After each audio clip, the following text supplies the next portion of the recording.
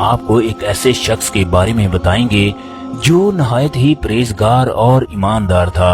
वो शख्स बनी इसराइल में रहता था। इस शख्स को अल्लाह रब्बुल इज्जत ने नहायत ही हुस्न से नवाजा था और ये शख्स इंतहाई परहेजगार और आबद बंदा था। वो अपने हाथ से कुछ चीजें बनाता, इन्हें बाजार में फरोख्त करके अपनी जिंदगी गुजारता था।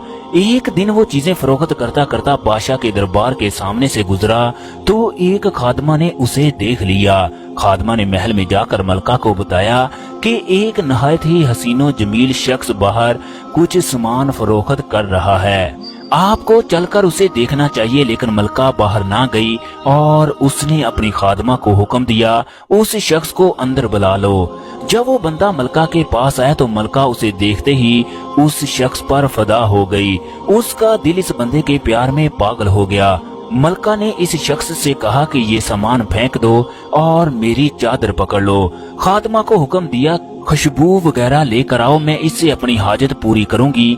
लेकिन वो नौजवान शख्स कहने लगा, मुझे जाने दीजिए, मैं नहायत ही इबादत गुजार और गरीब सा बंदा हूँ। अगर मुझे इस कमरे में किसी ने देख लिया तो मैं सारी जिंदगी इस महल में कैदी बन जाऊंगा और मेरी सारी जिंदगी तबाह बर्बाद हो जाएगी।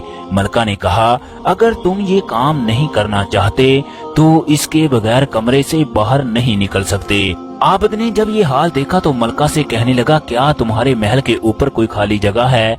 मलका ने जवाब दिया, हाँ, लेकिन तुम इसका क्या करना चाहते हो? बहरहाल खादमा ने मलका को हुक्म दिया कि जरूरत का तमाम सामान यानी खाने पीने की तमाम चीजें ऊपर छत पर ले जाकर रख दो और इस शख्स को भी ऊपर का रास्ता दिखा दो। दोस्तों, जब वो बंदा छत के एक कोने में गया तो इसने देखा महल बहुत ऊंचा है, कोई भी चीज ऐसी नहीं है जिसे लटक कर नीचे उतर जाऊं। बहरहाल इसने अपने नफ्स को मुखातब किया और कहने लगा, देख खुदा के बंदे, तू अपनी पूरी जिंदगी अपने परवरदिगार की इबादत और रियाजत में मशगूल रहा। तूने कोई भी ऐसा काम ना किया जिसे अल्लाह रब्बुल इज्जत और इसका रसूल नाराज होता हो। आज भी इसी तरीके को अपनाए रखना और इस औरत की बातों में ना आना, ये तुम्हें हर तरीके से वर्गलाने की कोशिश करेगी।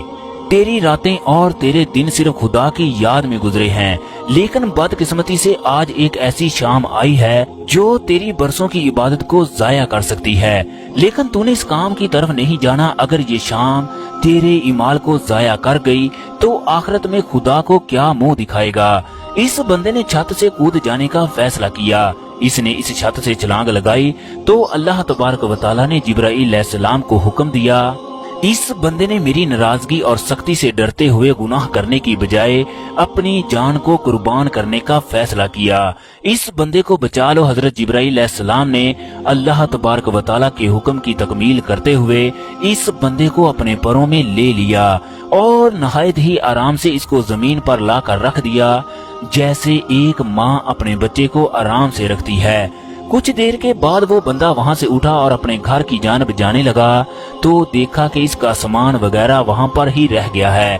लेकिन अब काफी देर हो चुकी थी और सूरज भी गुरूब हो रहा था।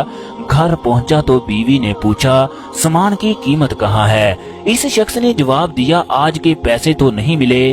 बीवी ने फिर कहा, तो आज रोजे की इफ्तारी किस चीज से करनी है? इसने जवाब दिया कि आज की रात सब्र से गुजार लो और अपनी बीवी से कहने लगा कि तंदूर में आग जला दो।